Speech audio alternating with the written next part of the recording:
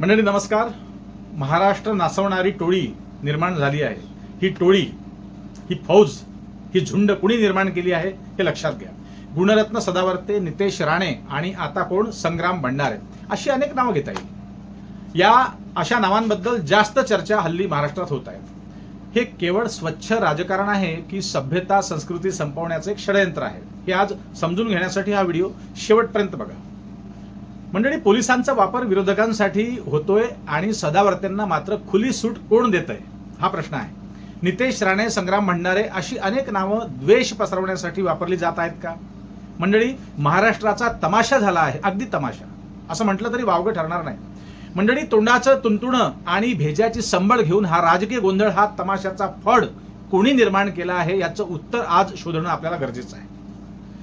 गेले काही वर्ष तुम्ही बघत आहात या महाराष्ट्रात किंवा देशात भाजपने तर मंडळी आपली संस्कृती अगदी वेशीला टांगल्याचं दिसतंय उघडपणे. बातमी गंभीर आहे, आजची विश्लेषण गंभीर आहे. महाराष्ट्राचं वाटोळं होताना तुम्ही उघड्या डोळ्यांनी बघणार आहात का? निमूटपणे शांत बसून ते तुम्ही ठरवा. शेतकऱ्यांसाठी पैसा नाही यांच्याकडे, परंतु दुसरीकडे विरोधकांना संपवण्यासाठी लाखोंची लूट होत आहे. महाराष्ट्रात आज एक अत्यंत धोकादायक चित्र तयार होताना दिसतंय. सत्तेला प्रश्न विचारणाऱ्यांवर कारवाई, लगेच कारवाई, तात्काळ कारवाई, आणि सत्तेचं समर्थन करणाऱ्या सदावर्तेंना मोकळं मैदान. कोण? गुणरत्न सदावर्ते, मोठे वकील आहेत. हा फक्त योगायोग आहे का की महाराष्ट्रात आता एक नवी राजकीय व्यवस्था तयार होते? सूर्य चंद्र तारे असेच तोवर पुढची शेकडो वर्ष आमचीच हुकुमशाही असली पाहिजे, आमच्या पक्षाची, ही जिद्द महाराष्ट्राच्या संस्कृतीला संपवायला निघाली आहे का? मंडळी, जिथे कायदा समान नसून तो कायदा सत्तेनुसार लागू होतो आहे हल्ली, सत्तेनुसार. कारण एक गोष्ट सामान्य माणसालाही स्पष्ट दिसते, सर्वांना कळते.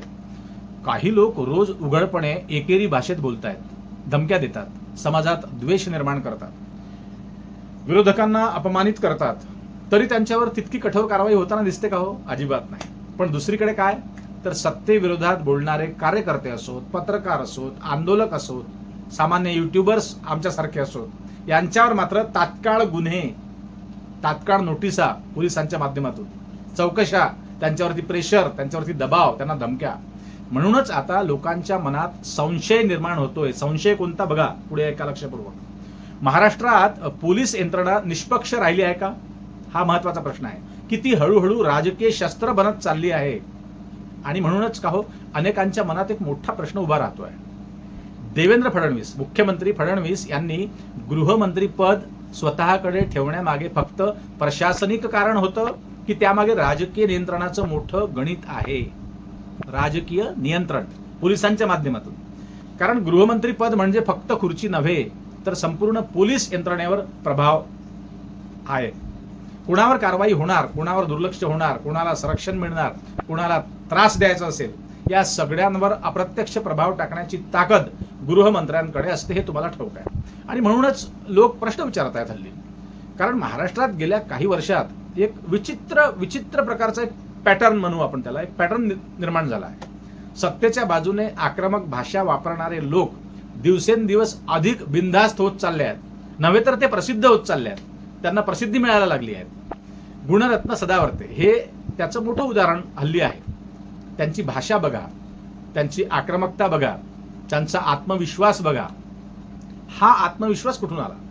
सामान्य माणूस अशी भाषा वापरली असती सामान्य माणसाने, तर आतापर्यंत किती वेळा पोलीस स्टेशनच्या फेऱ्या त्याला बिचारायला माराव्या लागल्या असत्या. मग काही लोक एवढे निडर का असतात? कारण त्यांना माहिती असतं आपल्या मागे कोणीतरी शक्तिशाली एक शक्ती उभी आहे. आणि हे फक्त गुणरत्न सदावर्तेंपुरतंच नाही, तर ते कोण, ते तिकडचे, ते सिंधुदुर्गचे नितेश राणे यांचं उदाहरण घ्या. त्यांच्या विधानांवर किती वेळा वाद झाले आहेत, अनेक वेळा. किती वेळा समाजात तणाव निर्माण झाला होता, पण तरी त्यांची शैली बदलली का? नाही. त्यांची भाषणांची पद्धत बदलली का? नाही. उलट अधिक आक्रमकपणा वाढताना दिसतो त्यांचा. कारण आजच्या राजकारणात सभ्य भाषेपेक्षा जहरी, विषारी भाषा जास्त उपयोगी ठरते, असं म्हणायला हरकत नाही. जितका गोंधळ तितकं ध्रुवीकरण, आणि जितकं ध्रुवीकरण तितकं राजकीय फायद्याचं गणित. आज महाराष्ट्रात विचारांचं राजकारण राहिलेलं नाही, आणि व्यवस्थापित, म्हणू आपण त्याला, हा व्यवस्थापित संताप जास्त दिसतो. तुम्ही पाहिलं असेल सोशल मीडियावर काही लोकांना मुद्दाम पुढे केलं जातं, मुद्दाम. त्यांच्या क्लिप्स व्हायरल होतात, त्यांना टीव्हीवर बोलवलं जातं. कशासाठी? डिबेटसाठी, चर्चेसाठी. आणि मग काय, ते लोक सतत समाजात भावनिक आग लावत राहतात. कारण भावनिक जनता प्रश्न कमी विचारत असते. जे लोक भावनिक असतात, महागाईवर प्रश्न नाही, बेरोजगारीवर प्रश्न नाही, शेतकऱ्यांच्या आत्महत्यांवर प्रश्न नाही. बच्चू कडू होते, उरले सुरले तेही चालले गेले शिंदे साहेबांसोबत. मग कोण कुणाला काय बोललं, कोण जास्त हिंदुत्ववादी आहे, कोण जास्त देशभक्त आहे, कोण अर्बन नक्सल आहे, कोण देशद्रोही आहे, बस यावर अख्खा दिवस चर्चा. ही परिस्थिती अचानक निर्माण झालेली नाही, लक्षात घ्या. ती निर्माण केली गेली सोयीस्करपणे. आणि यामध्ये पोलीस यंत्रणेचा वापर होत असल्याचा आरोप विरोधक सातत्याने लावत आहेत. कारण लोक बघतायत, काही आंदोलने लगेच मोडून काढली जातात. तुम्ही पाहिलं असेल अनेकदा, लगेच. उपोषणं तर बंदच झाली. काही लोकांना लगेच ताब्यात घेतलं जातं, असं काही त्यांनी काही मुवमेंट केली तर काही लोक मात्र काहीही बोलून मोकळे फिरतात, बिंदास बोलतात, बिंदास शिवीगाळ करतात, खालच्या भाषेत बोलतात, पण ते मुक्तपणे फिरतात. मग सामान्य माणूस प्रश्न विचारणारच. आणखी एक मुद्दा लोकांच्या चर्चेत आहे, तुम्हाला माहित असेल. पोलिसांसाठी कायमस्वरूपी घरांची मोठी योजना मुख्यमंत्री फडणवीस यांनी पोलिसांसाठी मोठ्या प्रमाणावर घरांची तरतूद करण्याची घोषणा केली आहे. त्यांना कायमस्वरूपी पोलिसांना घर मिळावं, हरकत नाही, मिळायलाच पाहिजे. हा निर्णय प्रशासनिक दृष्ट्या महत्वाचा असू शकतो, कारण पोलिसांना चांगल्या सुविधा मिळायलाच हव्यात, यात काही दुमत नाही. पण विरोधक प्रश्न विचारतायत कोणता? हे फक्त कल्याणकारी धोरण आहे का पोलिसांबद्दलचं, की पोलीस यंत्रणा कायम राजकीय दृष्ट्या अनुकूल राहावी, आपल्या सोयीने पोलिसांनी काम करावं, हे षडयंत्र तर नाही ना? यासाठीच त्यांना खुश ठेवण्याचं राजकारण केलं जातंय का? हा प्रश्न लोक विचारतायत. हा प्रश्न लोकांच्या मनात आहे आणि तो लोकशाहीत विचारला जाईलच. त्याच्यामध्ये त्यांना विरोध करण्याचं कारण नाही. कारण जेव्हा सत्ता आणि पोलीस यांचं नातं अतिशय जवळचं दिसायला लागतं, तेव्हा लोकशाहीत भीती निर्माण होते, हे लक्षात घ्या. लोकांना असं वाटायला लागतं कायद्यापेक्षा सत्ता मोठी झाली आहे हल्ली, आणि ही भावना लोकशाहीसाठी अत्यंत धोकादायक आहे. लक्षात घ्या, गंभीर आहे. महाराष्ट्राची परंपरा काय होती तुम्हाला नव्यानं सांगण्याची गरज नाही. फुले, शाहू, आंबेडकरांचा विचार, प्रश्न विचारण्याची परंपरा होती. विरोधकांना सन्मान मिळायचा प्रश्न विचारल्यावर देखील. विरोध सहन करण्याची ताकद पण आज काय दिसते हो? काहीच नाही.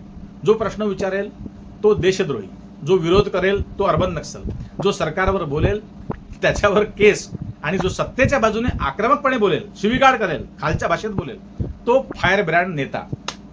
ही मानसिकता महाराष्ट्रात कुठे घेऊन जाते आहे महाराष्ट्राला, हे तुम्ही विचार करावा. यात आणखी एक धोकादायक गोष्ट म्हणजे मंडळी, धर्म आणि राजकारणाचं मिश्रण. काही लोक वारकरी संप्रदायाचं नाव घेतात, लक्षात घ्या, पण भाषेत संतांचा विचार दिसत नाही. दिसतो काय दिसतं तर तो फक्त राग, द्वेष, आक्रमकता. तुम्हाला ठाऊक असेल, संग्राम भंडारे सारख्या लोकांवर टीका व्हायला लागली आहे. कारण लोकांना वाटतं वारकरी परंपरेच्या नावाखाली महाराष्ट्राच्या संत संस्कृतीचं राजकारण केलं जात आहे का? तर उत्तर होय. तुकाराम महाराजांनी शिवीगाळ शिकवली का? नाही. ज्ञानेश्वरांनी द्वेष शिकवला का? नाही. गाडगे बाबांनी अंधभक्ती केव्हाच मोडीत काढली होती त्या काळी. पण आज काही लोक धर्माचा वापर विचार संपवण्यासाठी करतायत, हे लक्षात घ्या. आणि म्हणून महाराष्ट्र बदलतोय, अगदी बदलतोय सपाट्याने. सभ्यतेकडून आक्रमकतेकडे महाराष्ट्र चालला आहे. विचारांकडून व्हायरल क्लिप्सकडे हा महाराष्ट्र जातोय. लोकशाहीकडून हा भीतीकडे महाराष्ट्र चालला आहे. पण लक्षात ठेवा, सत्ता कायम राहत नसते, हे लक्षात घ्या. हे चिरंतन सत्य आहे. सरकार बदलतात, पद बदलतात, पण जर पोलीस यंत्रणा, प्रशासन आणि समाज यांच्यातला विश्वास तुटला तर तो पुन्हा निर्माण करायला दशकं लागतात. म्हणून आज महाराष्ट्रासमोर सगळ्यात मोठा प्रश्न कोणता आहे? आपल्याला कायद्याचं राज्य हवं आहे ना, की सत्तेच्या मर्जीचं राज्य हवं आहे? हे सामान्य नागरिकांना, तुम्हाला, आम्हाला ठरवायचं आहे. आपल्याला विचार करणारा महाराष्ट्र हवा आहे, की फक्त ओरडणारा महाराष्ट्र डिबेट्समधून पत्रकारांपुढे? कारण जर समाजाने आता प्रश्न विचारणं बंद केलं तर उद्या लोकशाही फक्त पुस्तकात उरेल, ती इतिहास जमा होईल, आणि वास्तवात काय राहील? फक्त भीती. मंडळी, हे अतिशय जे चाललंय ते अतिशय गंभीर आहे. आणि याच विषयावर अनेक पत्रकारांनी डिबेट्स हल्ली ठेवायला पाहिजे, पण तसं होताना दिसत नाही. सगळे टीआरपीच्या मागे लागले आहे. आता याही माझ्या व्हिडिओला व्ह्यूज मिळण्यासाठीचा हा विषय नव्हे, हा ज्वलंत विषय आहे. म्हणून हा विषय आपण आजच्या या व्हिडिओमध्ये मांडला. मंडळी, कालचाही माझा व्हिडिओ याच विषयावरती होता, आणि अनेक दिवस आपण याच विषयावरती बोलत राहू असं मला वाटतं, आणि आपण बोलायलाच पाहिजे. आणि अतिशय प्रकट शब्दामध्ये आम्ही जेव्हा असे विषय मांडतो तेव्हा आम्हालाही एक प्रकारची भीती असतेच, आमच्यासारख्या सामान्य युट्यूबर्सला. पण तुमचं सहकार्य आहे तोपर्यंत हे चॅनल जिवंत राहील, आणि हे चॅनल हा आवाज बुलंद ठेवण्यासाठी तुमच्या मदतीची मंडळी अतिशय नितांत गरज आहे. खाली जॉईन बटन दाबा आणि आपल्या चॅनलचे सदस्य होऊन आपल्या चॅनलला सहकार्य करा. आर्थिक सहकार्याची आपल्या रिनेश रंजन चॅनलला अतिशय नितांत गरज आहे. बघा, पटलं तर घ्या, नाहीतर सोडा. असो मंडळी, आज इथेच थांबतो. हा विषय तुम्हाला कसा वाटला कमेंट्समध्ये नक्की सांगा आणि जास्तीत जास्त लोकांपर्यंत हा व्हिडिओ शेअर करा मंडळी. तुम्ही शेअर करीत नाही, त्यामुळे जरा सबस्क्रायबरची संख्या आपली लाखापर्यंत लवकरच पोहोचणार आहे.